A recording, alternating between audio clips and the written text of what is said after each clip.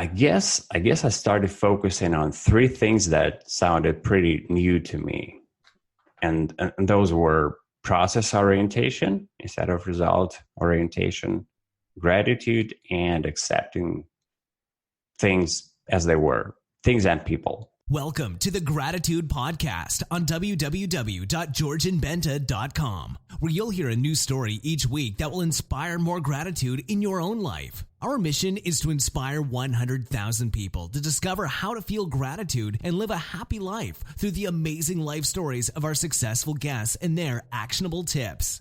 And now, the host of our podcast, Georgian Benta. Hi, Gratitude Seeker. Welcome to a new episode of the Gratitude Podcast. Today with us is Roman Mironov. Roman is a life coach who helps people overcome challenges and enjoy a more fulfilled life. Roman is a diligent student of gratitude. Not only did it help him overcome depression last year, but it also made his dream of living in North America come true. Welcome, Roman. Well, hi, Georgian. It's really, my privilege and pleasure to be talking to you today. Your podcast resonates with my gratitude practice. So I'm really, really thrilled to be sharing what I have gone through with your audience today. That sounds really good, and I'm really excited about this. So tell me about your background with self-development in general. I've been into self-help for about a decade now. What got me into it originally was mild depression that happened years ago. My wife had a dog that died unexpectedly. I loved that dog because I associated this dog with great moments in our life together, and I actually took quite a hit. Now I know that I overreacted, but I guess I was too immature back then. As a perfectionist, what I did was blaming myself.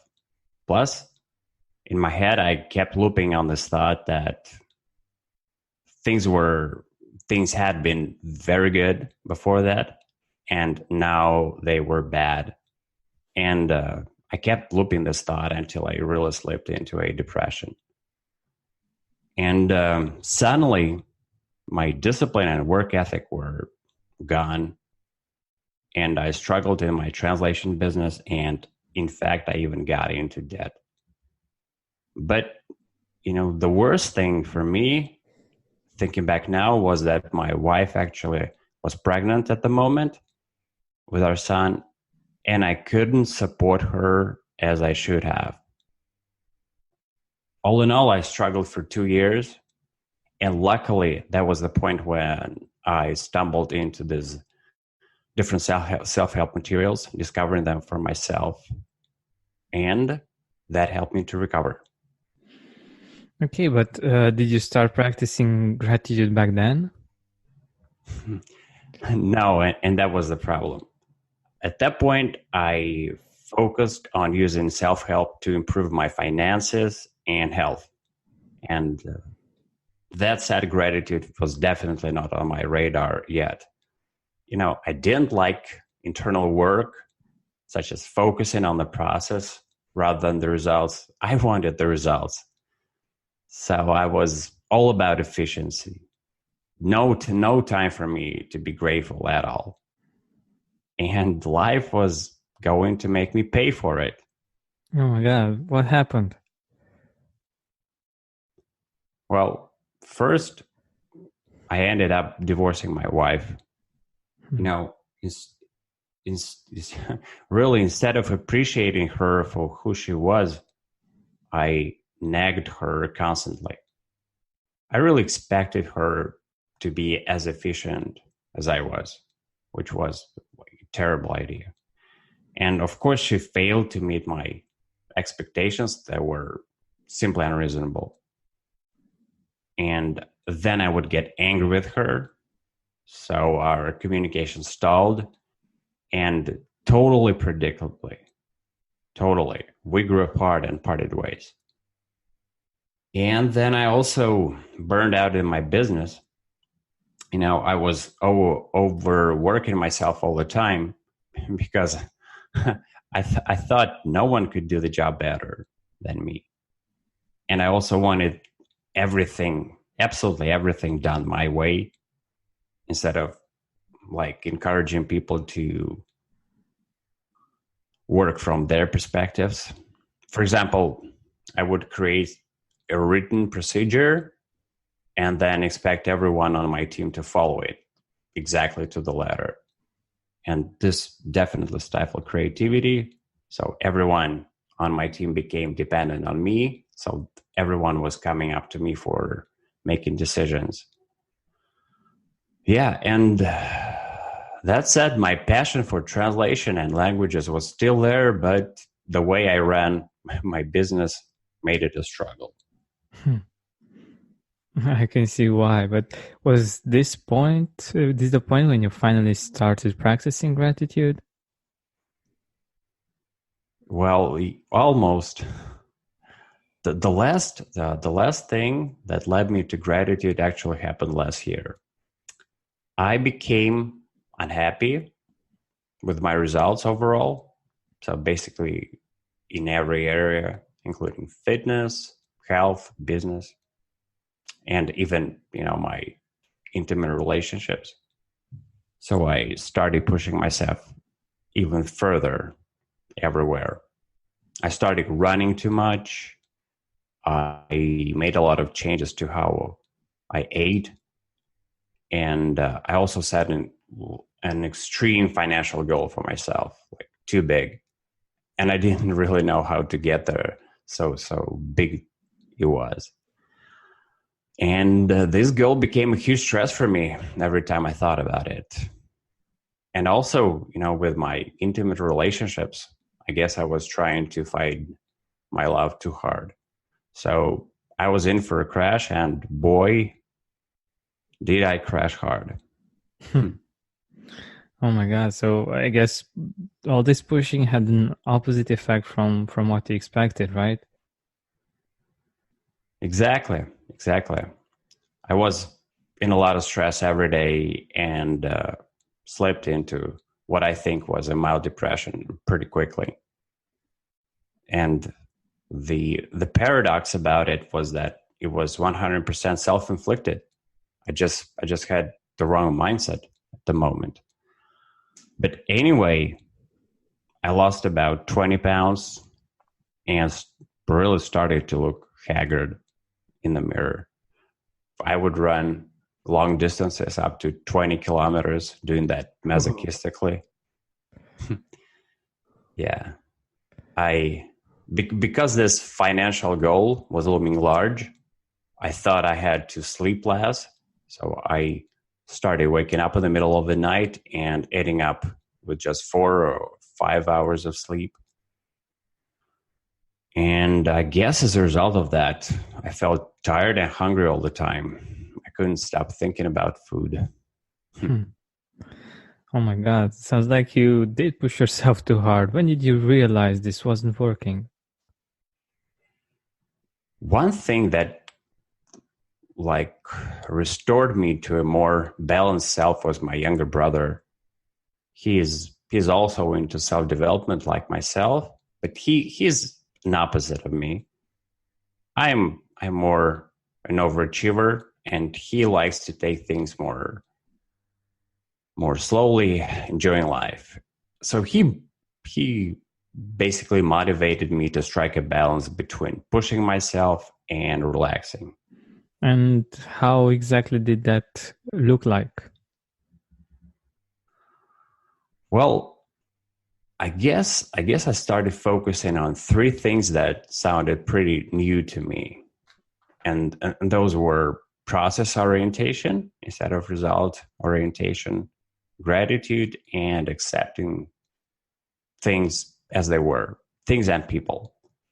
So what I did was putting away books like Think and Grow Rich by Napoleon Hill, because what it does is it teaches you to think about the specific amount of money that you should have.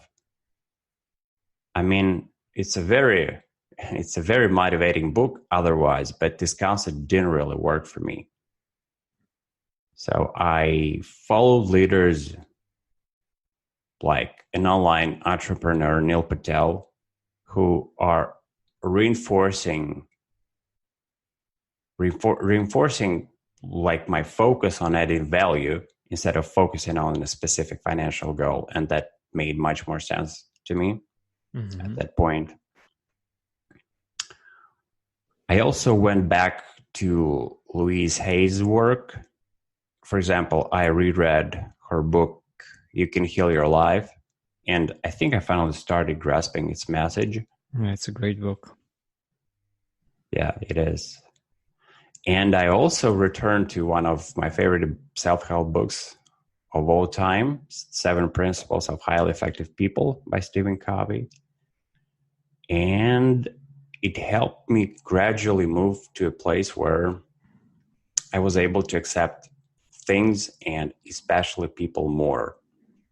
And I used to struggle with that. Now I think I'm so much better with that. And surprisingly, another book that led me to gratitude was Unshakable by Tony Robbins. Because the paradoxical thing about it is that it's actually an investment guide. But Tony has a chapter on gratitude there, which is totally unexpected, totally surprising. And it really stands out as a result. What he does there is explaining that nothing really fulfills you until you trade your expectations for appreciations. That's so true, and it makes so much sense to have that in an investment book, because you can have it all, but if you can't appreciate what you have, it doesn't really mean anything. But what specific gratitude techniques did you apply from the book? Well, Tony speaks about 2 methods that I, take an effort to implement in my daily life. The first one is taking 90 seconds to relieve stress through appreciation. So you just spent 1.5 minutes breathing and focusing on something to appreciate in a situation rather than, criticizing yourself or the other person.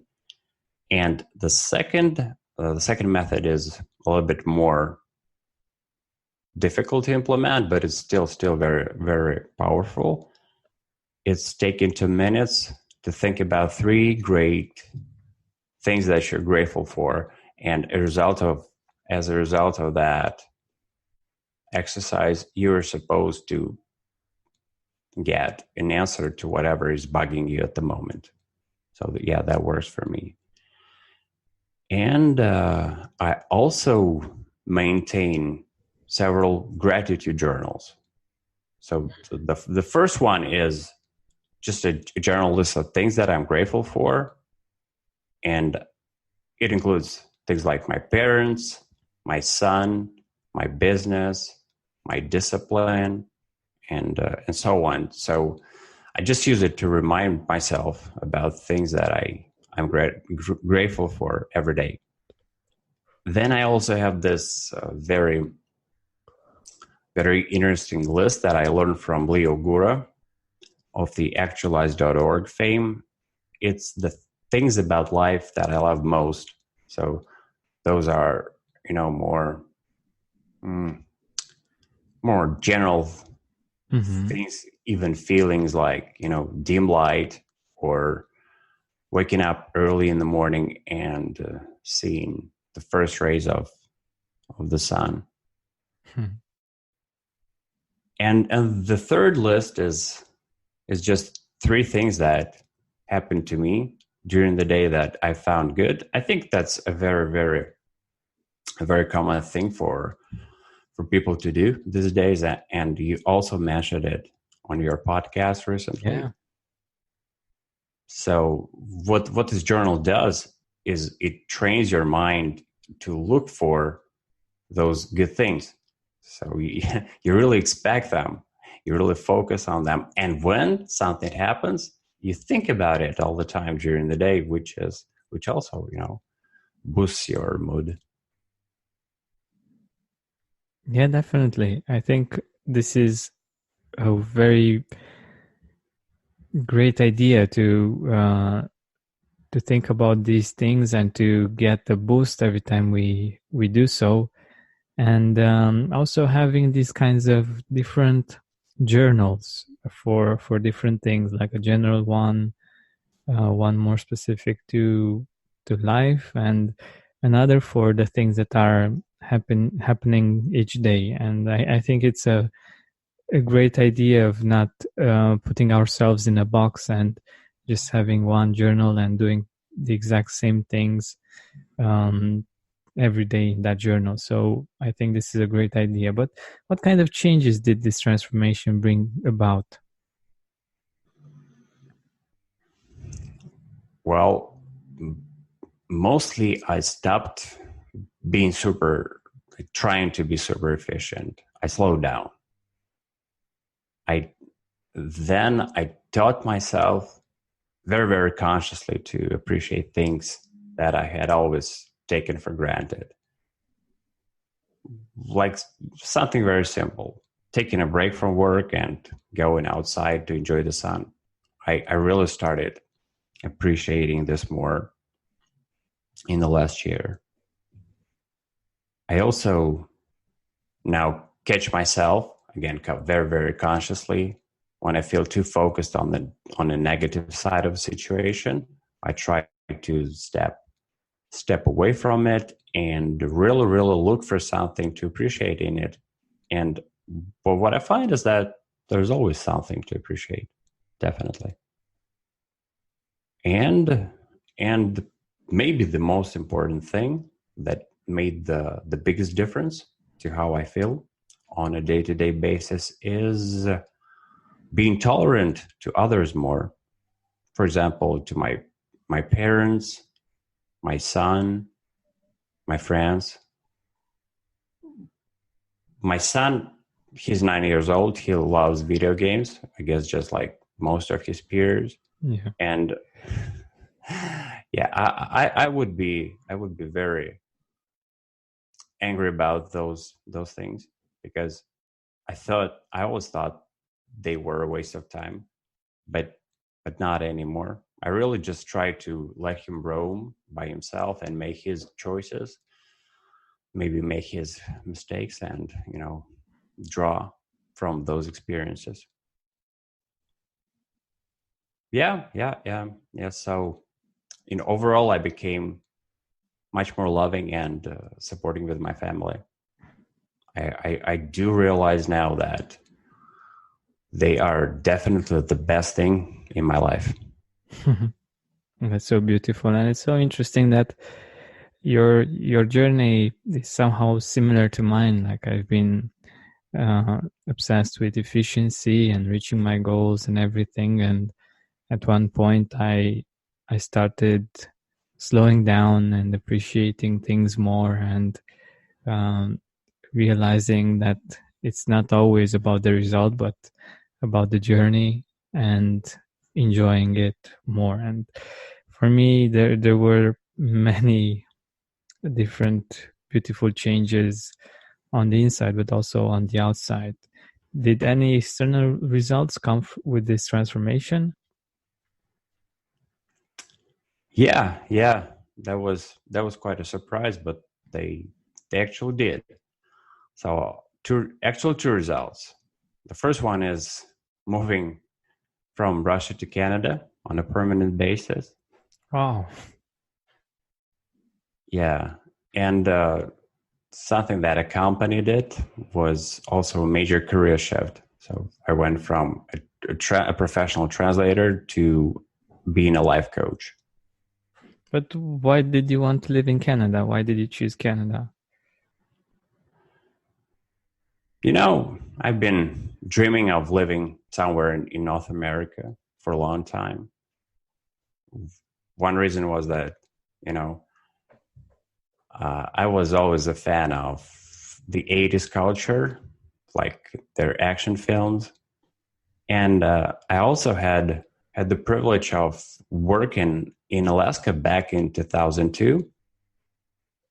I spent there my summer in Denali National Park, and I loved everything about it. Loved everything about North America. And I guess there's also the third reason, which is my passion for languages. And I don't want to speak my native language every day because I don't feel the challenge anymore. So I want to be challenged with new languages, and with its two official languages, English and French. Canada is a perfect place to be doing that.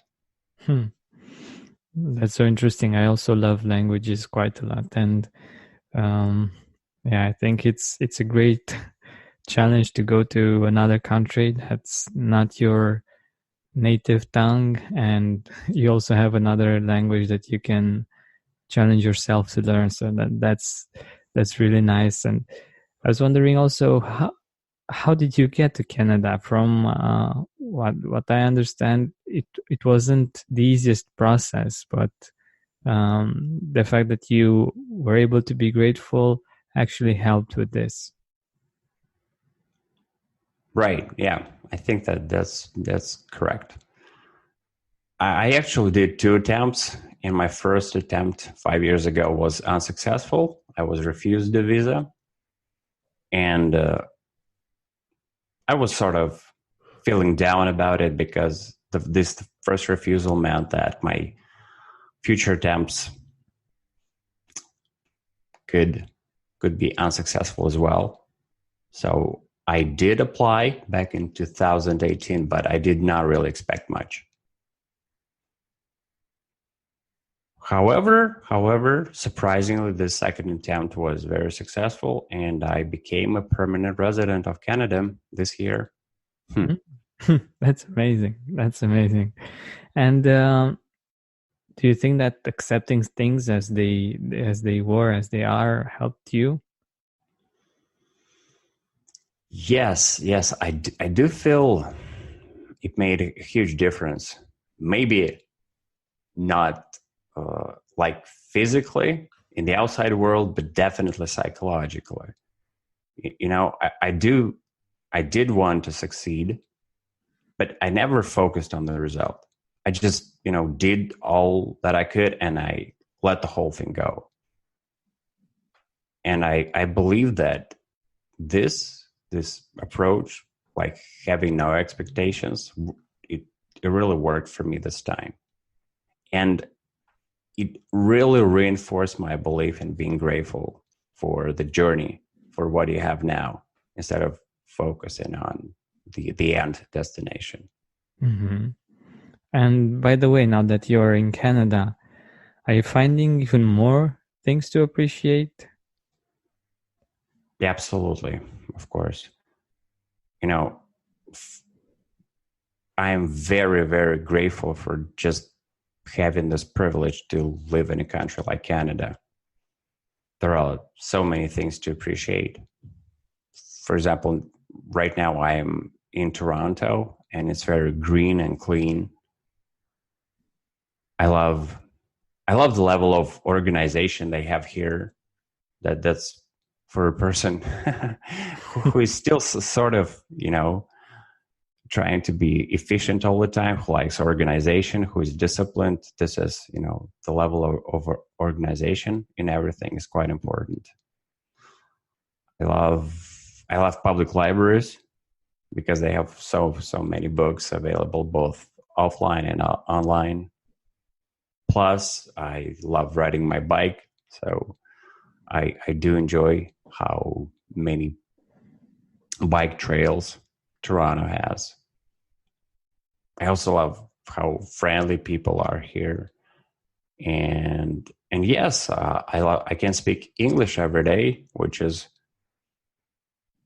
really invigorating for me. and now I have this opportunity to, for example, live in Montreal or just go there for a short amount of time to practice my French. learn it and really start using it. I mean, the list of my appreciations, it just goes on and on. That's so interesting how starting this gratitude practice back in Russia got you to experience even more reasons to feel grateful now that you're in Canada. But how do you feel about leaving your friends and family? Do you appreciate them more now? Oh yeah, like you wouldn't believe.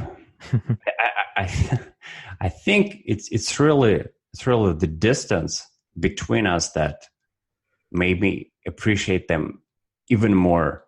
So in addition to my conscious effort to appreciate them that I started last year, you know, it was quite hard to see them stay at home when I was living from the railway station in my native town, Ivanova. But again, this difference that's now between us really makes me appreciate them more and also find ways to express this appreciation so that they know about them, about how I feel about them. That's beautiful. And now that you're also in a new career, do you feel that gratitude has anything to do with your career switch? Well, yeah. Again, the answer is totally yes. First of all, I'm grateful for just realizing that I can make a career out of my passion for helping people overcome challenges. And my personal gratitude journey played a key role here. I feel now that I started practicing gratitude, I feel,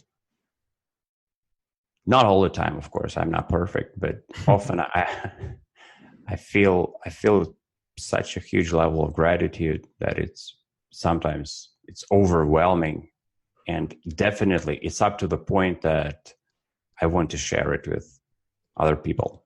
Mm-hmm. And of course, now that I'm in Canada and I live in a big city, in a huge city, I should say, I have great opportunities to reach more people. So there is a huge market for this type of life coaching services here. And another great thing is that I feel the pressure that Canada puts on me in terms of pursuing this passion, because it's a completely new environment, a fresh start. And, if I had stayed in my home country, I could have still been stuck in my translation career. So I'm pushed. I'm thankfully been pushed out of my comfort zone and have to really hustle. Wow. That's quite a beautiful perspective to see the fact that you are pushed out of your comfort zone, something to be thankful for. And I think that's indeed a very beautiful way of being pushed outside the comfort zone and having that gratitude for the process. But summing it up, what have been your major insights about gratitude these past years? I guess my experience now is that you if you push yourself too hard and you expect more results from yourself, it's very easy to get into a low place psychologically. But it's not that straightforward. It doesn't mean that pushing yourself is bad. It just means that you need to strike a balance, which is very, very tricky, of course. But the important thing is how exactly you achieve that balance. You do that by feeling grateful about what you already have. I don't think there is any other way.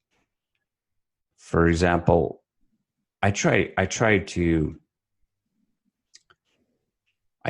be happy just by walking outside and enjoying the sun for 5 minutes, and I try to be happy in that moment, just as I'm happy when I hit a big goal at the gym, for example. That's very interesting as a concept, like the fact that we can be happy for the smallest things, and we can reach that feeling of gratitude as well, like for these small things, and it doesn't have to be something big. But is this kind of balance for the same for everyone? What do you think? No, I think no. It depends on a lot of things, and especially on the level of the ambition you have. For example, like I talked about my brother, he's not really ambitious. So he definitely needs more pushing from himself and others.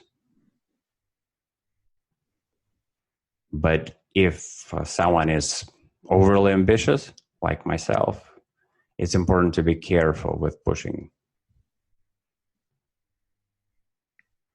That's perfect, actually, because we need to find to get to know ourselves, to become aware of where we are, and find that sweet spot in which we either push ourselves a little bit or have the next necessary acceptance to just enjoy things more, and instead of wanting to change everything.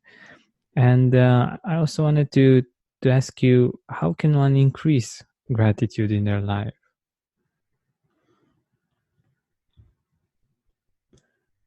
Yeah, I think we could, one metaphor that I love is thinking of gratitude as a muscle. So it's something that a muscle or a skill that you exercise every day. And with exercise, it grows stronger. And I always think of this example. It's easy to be happy when you land a major client or just get another big breakthrough like this. Mm-hmm. Of course it is. But the trick, though, is to train yourself to be just as happy about small things. So don't really, just enjoy what you have. So train your muscle, enjoy what you have. Don't expect big breakthroughs to make you happy. If you do that, you're doomed, I guess. And what's one actionable gratitude tip you want to leave our listeners with?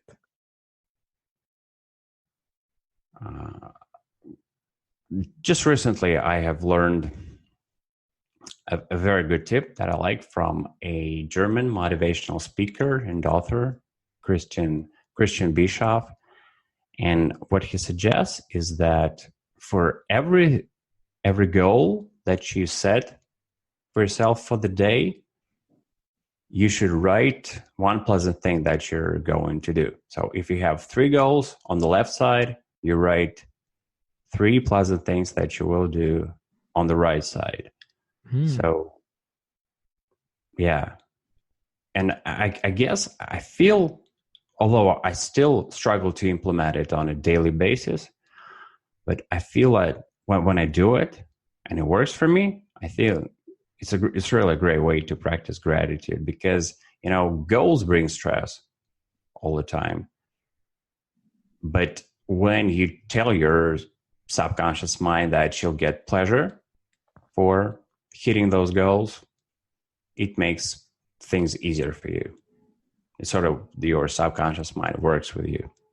Yeah, exactly. And gratitude provides the fuel for reaching them, but as well as appreciating and accepting where you are right now. So yeah, I think this is a really great idea to make sure that you have for each of your goals, you have a reward and you have a way of appreciating the fact that you reached it.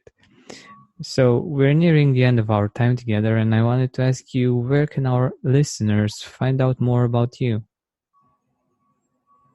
All right. You are very welcome to visit my website, which is www.romanmironov.com, and you can start from there. Mm-hmm.